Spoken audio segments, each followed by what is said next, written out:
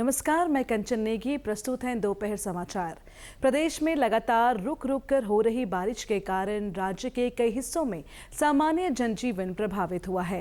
मैदानी क्षेत्रों में मूसलाधार बारिश के कारण विभिन्न स्थानों पर जलभराव, जबकि पर्वतीय अंचल में भूस्खलन के चलते लोगों को आवाजाही में परेशानियों का सामना करना पड़ रहा है। चमोली जिले में बद्रीनाथ राष्ट्रीय राजमार्ग, भनेरपानी, पीपलकोटी, कंचनगंगा, छिनका, पागल नाला और हेलंग के पास मलबा आने के कारण बार बार अवरुद्ध हो रहा है।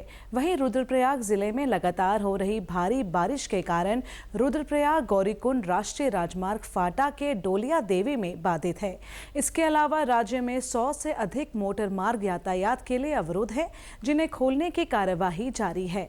उधर उत्तरकाशी जिले में भारी बारिश के कारण जिला प्रशासन ने गौमुख जाने पर रोक लगा दी है। गौमुख क्षेत्र में गदेरे पर बनी लकड़ी का अस्थायी पुल बहने के कारण यह रोक लगाई गई है। पुलिया बनने तक रोक जारी रहेगी।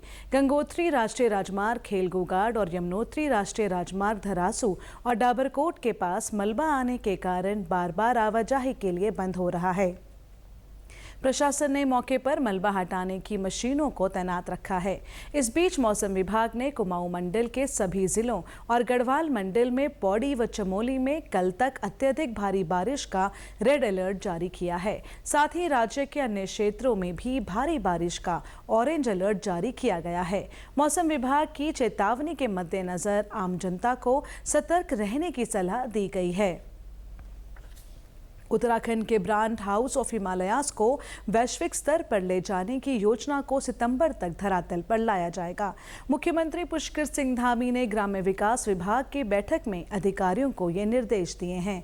उन्होंने कहा कि इस ब्रांड के उत्पादों की गुणवत्ता, पैकेजिंग और मार्केटिंग का विशेष ध्यान रखा जाए। हवालबाग और कोटद्वार में बनाए गए रूरल बिजनेस इंक्यूबेटर सेंटर की तरह ही राज्य के सभी जिलों में रूरल बिजनेस इंक्यूबेटर सेंटर बनाए जाएंगे। इससे युवाओं और स्वयं सहायता समूहों को स्वरोजगार के क्षेत्र में बढ़ावा मिलेगा। बैठक में मुख्यमंत्री ने कहा कि भारत की आत्मा गांव में बसती है, इसलिए विशेष ध्यान दिया जाए कि राज्य में ग्रामीण क्षेत्रों के लिए बनाई जा रही योजनाओं का नाम सरल और प्रभावी हो। इसके साथ ही मुख्यमंत्री ने अधिकारियों को निर्देश दिए कि जनता से जुड़ी 15 महत्वपूर्ण योजनाओं को चिन्हित किया जाए और उनके सफल क्रियान्वयन के लिए जनपदवार रैंकिंग की व्यवस्था की जाए। उन्होंने सचिव ग्राम्य विकास को योजनाओं के सफल क्रियान्वयन के लिए विभाग के उच्चाधिकारियों को समय समय पर गांव में भेजने के निर्देश दिए। मुख्यमंत्री ने अमृत सरोवरों के निर्माण और मेंटेनेंस पर विशेष ध्यान देने और अमृत सरोवरों के किनारे वृक्षारोपण करने को भी कहा है। बैठक में जानकारी दी गई कि हाउस ऑफ हिमालयाज के माध्यम से आगामी 3 वर्षों में 25 करोड़ रुपए की बिक्री का लक्ष्य रखा गया है। वहीं लखपति दीदी योजना के तहत राज्य में अभी तक 93,000 महिलाएं लखपति दीदी बन चुकी हैं।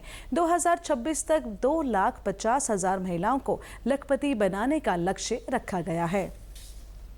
मुख्यमंत्री पुष्कर सिंह धामी की उपस्थिति में उत्तराखंड के ब्रांड हाउस ऑफ हिमालयाज और एक ई-कॉमर्स कंपनी के बीच MOU हस्ताक्षरित किया गया।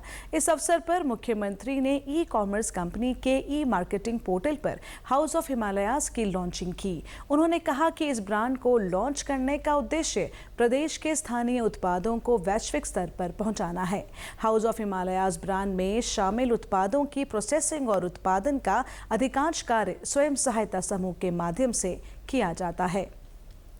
प्रदेश के ग्रामीण स्कूलों में 4 किलोवाट के सोलर पैनल और मॉडर्न क्लासरूमों का एक निजी ट्रस्ट द्वारा निर्माण किया जाएगा। इस संबंध में मुख्यमंत्री पुष्कर सिंह धामी की उपस्थिति में यूकॉस के महानिदेशक प्रोफेसर दुर्गेश पंत और ट्रस्ट के प्रतिनिधि के बीच MOU हस्ताक्षरित किया गया।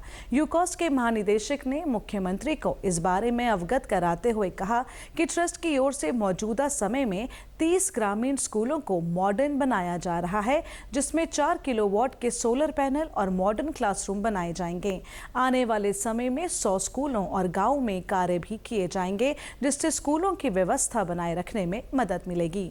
मुख्यमंत्री ने ऐसे प्रयासों की सराहना करते हुए कहा कि इससे प्रदेश के ग्रामीण क्षेत्रों के स्कूलों के आधुनिकीकरण में मदद मिलेगी।